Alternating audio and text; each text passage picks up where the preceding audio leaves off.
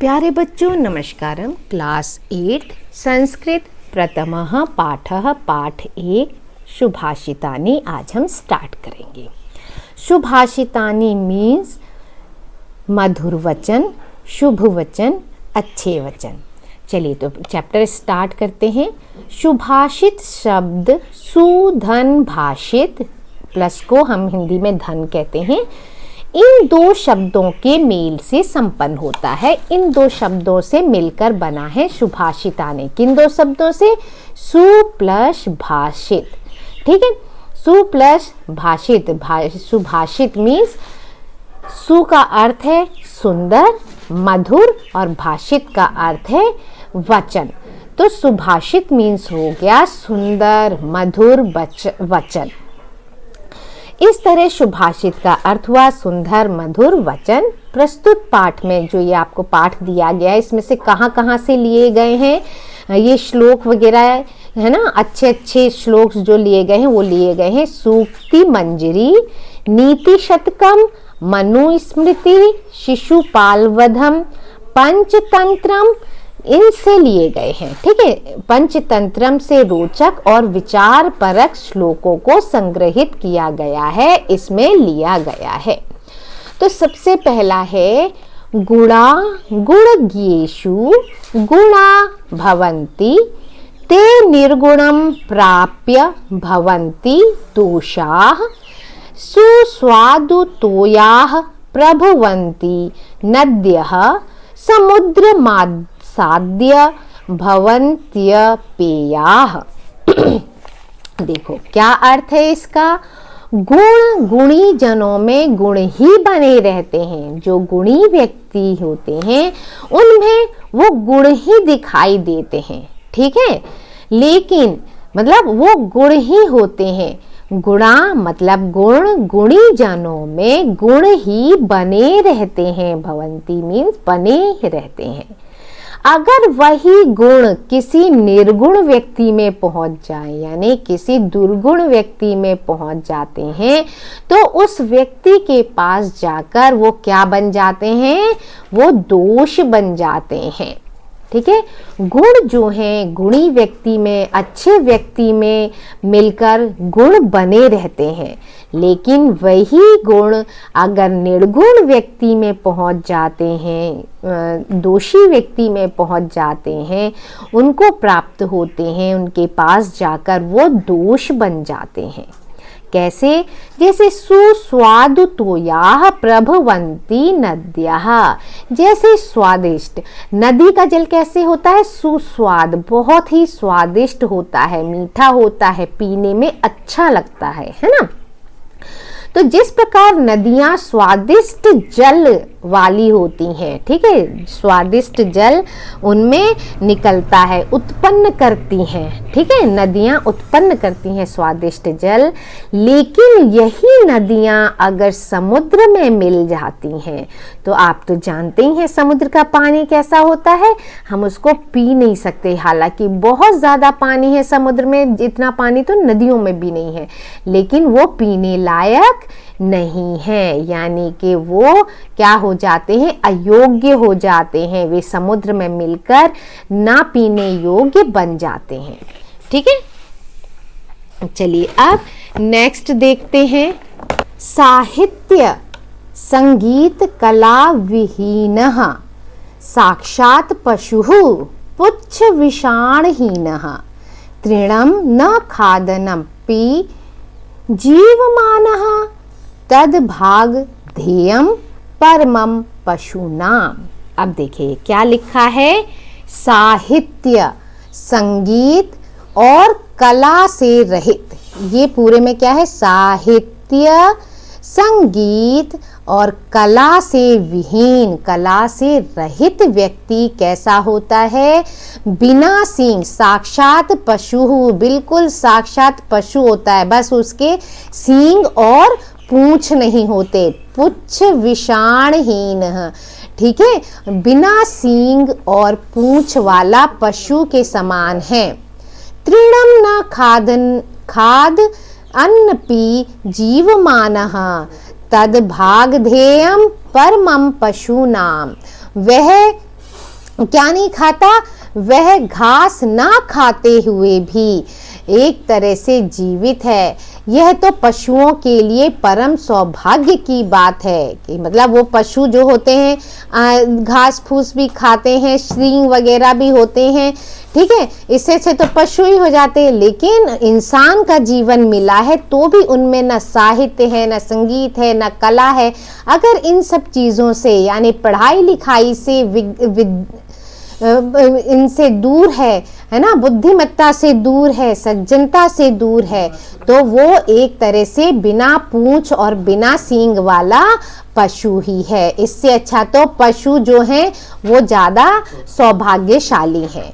ठीक है, चलिए, तो इसीलिए हमें पढ़ना लिखना जरूरी है। लुब्धस्य नश्यति यशः पिशुनस्य मैत्री, नष्ट क्रियस्य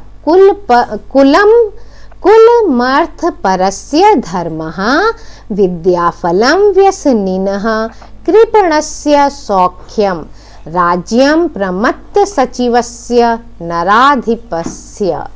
यहाँ क्या बताया गया है कि क्या होना चाहिए, राजा के पास कैसे लोग होने चाहिए। लोभी का यश, लुब्धस्य नश्यति यश, लोभी का यश जो होता है, लोभी जो फेमस होता है कि अरे ये तो वो है, लोभी है, लालची है, ठीक है, उसका यश तो बहुत जल्दी फैलता है। पिशुनस्य मैत्री, किसकी? पिशुनस्य में चुगलखोर की मैत्री, फटाफट चुगली करके आ जाएगा कहीं भी।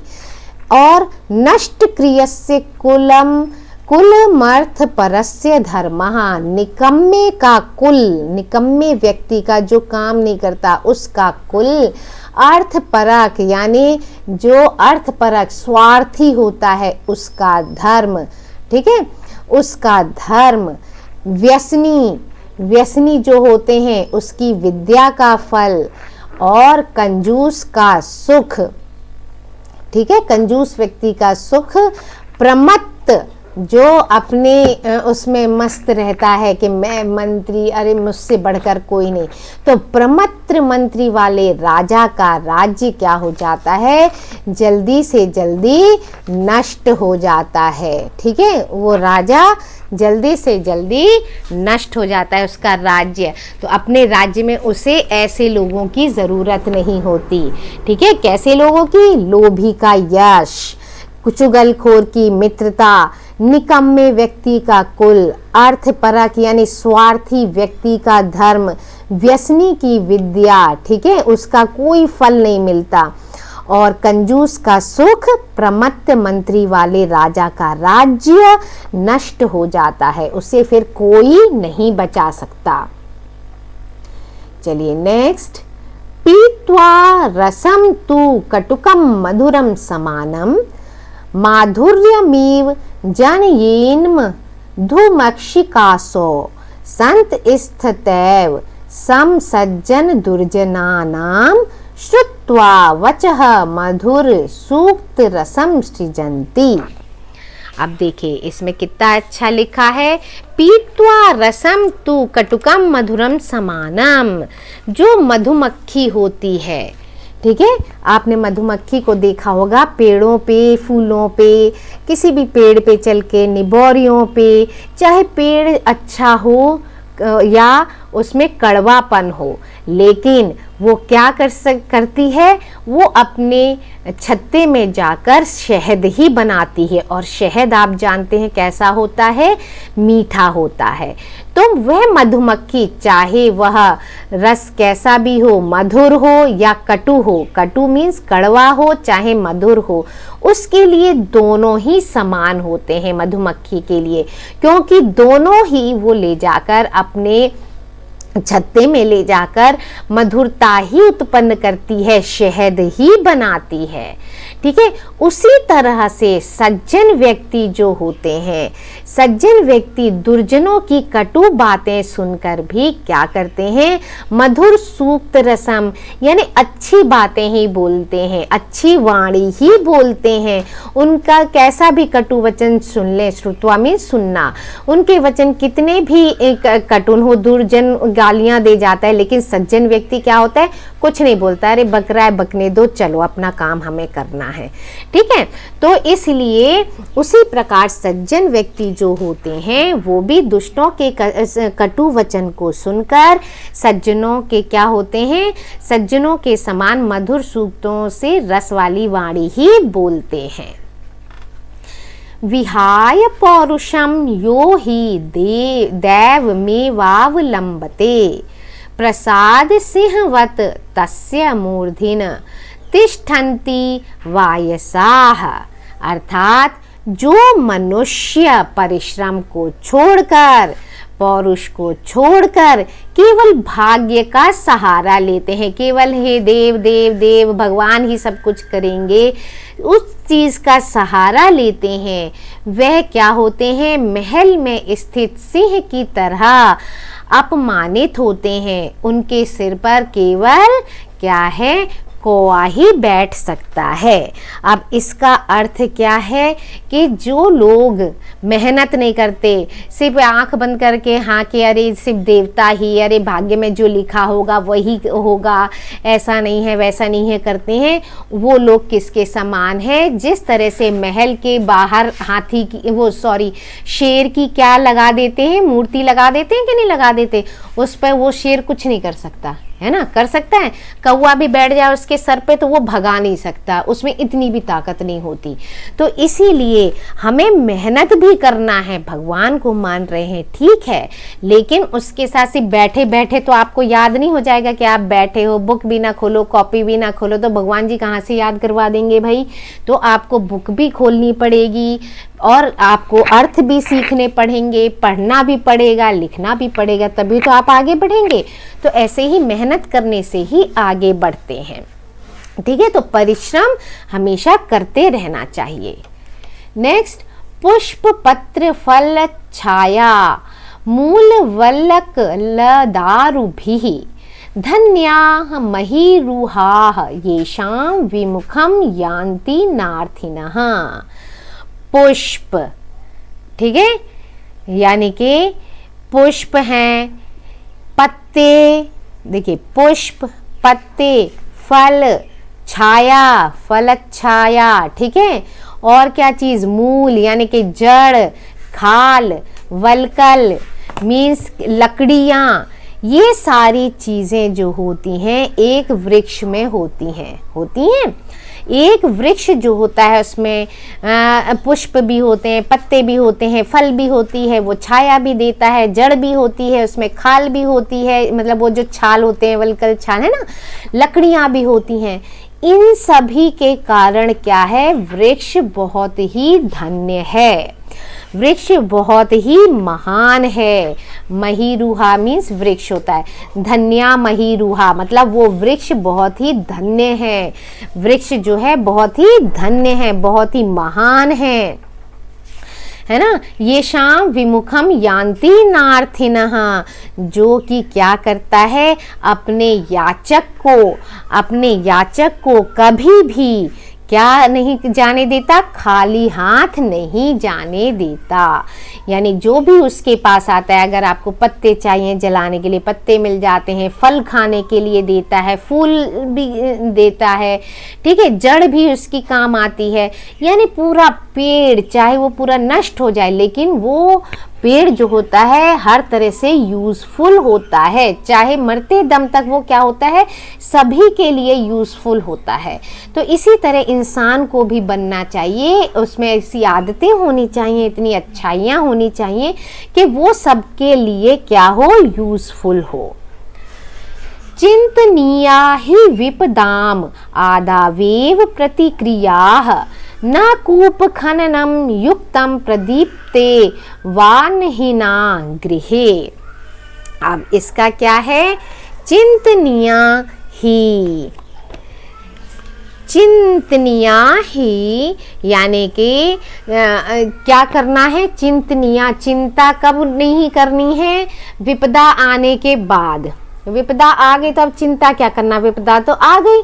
तो इसका अर्थ ये है कि हमें चिंता पहले से करनी चाहिए, ठीक है, हमें पहले से ही सोच लेना चाहिए। चिंता मीन्स सोचना एक तरह से, कि हमें किसी भी विपदा के आने से पहले सोच लेना चाहिए कि शुरू से ही विपत्तियों का निवारण कर लेना चाहिए, ठीक है। अब आग लग गई तब हम कुआं खोदने जाएं, तो ऐसे में तो आग तो स्वाहा कर ही देगी, कुआं तो एक दिन में थोड़ी खुदने वाली चीज़ है।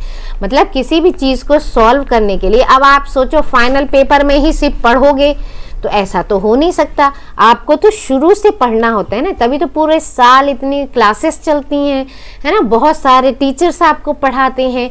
तो आप डेली नहीं पढ़ोगे तो आप सोच लो कि आपके 100 आउट ऑफ 100 या टॉप कर जाओगे आप, तो ऐसा तो नहीं हो सकता कि आपका एग्ज़ाम, फाइनल एग्ज़ाम आया और चलो अब पढ़ने बैठो एक दिन पहले। तो क्या सारा कोर्स कर लेंगे? कितने सारे चैप्टर्स होते हैं, क्वेश्चन आंसर्स होते हैं, वर्ड मीनिंग होती हैं, फिलअप्स होते हैं, मैचिंग होती हैं, ट्रू फॉल्स होते हैं, बहुत सारी चीज़ें होती हैं, है ना। वो सारी चीज़ें हमें शुरू से लास्ट तक पढ़ते रहनी चाहिए, कंटिन्यूटी में पढ़ते रहनी चाहिए, तो वो हम भूलते नहीं हैं। और फिर एक सब्जेक्ट भी नहीं होता, आपके पास इतने सारे सब्जेक्ट्स होते हैं, उनको भी ध्यान में रखना। अब एक साथ तो इतनी सारी चीज़ें दिमाग में नहीं भर जाएंगी, ठीक है ना। अब घड़े में पानी डेली भरते हैं, डेली पीते हैं, डेली भरते हैं, डेली पीते हैं, हमारी प्यास भी बुझती है, वो पानी भी ठंडा होता रहता है। अब एक ही दिन में तुम सोचो पूरे साल का पानी भर के रख लें, तो ऐसा नहीं हो सकता। इसीलिए क्या कहा गया है कि शुरू से ही विपत्तियों का निवारण यानी कि रोकथाम के उपाय सोच लेने चाहिए। अग्नि के द्वारा घर जला दिए जाने पर कुआं खोदना उचित नहीं है। इस तरह से ये हमारे हुए सॉल्व शब्द अर्थ हैं। देख लीजिए कुछ इंपॉर्टेंट शब्दों के अर्थ। गुण येषु, गुणियों में।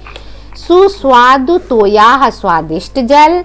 प्रभुवंती, निकलती है, उत्पन्न होती है। समुद्र मासाद्य, समुद्र में मिलकर या समुद्र में पहुंचकर। भवन्त्य पेयाः, पीने योग्य नहीं होती।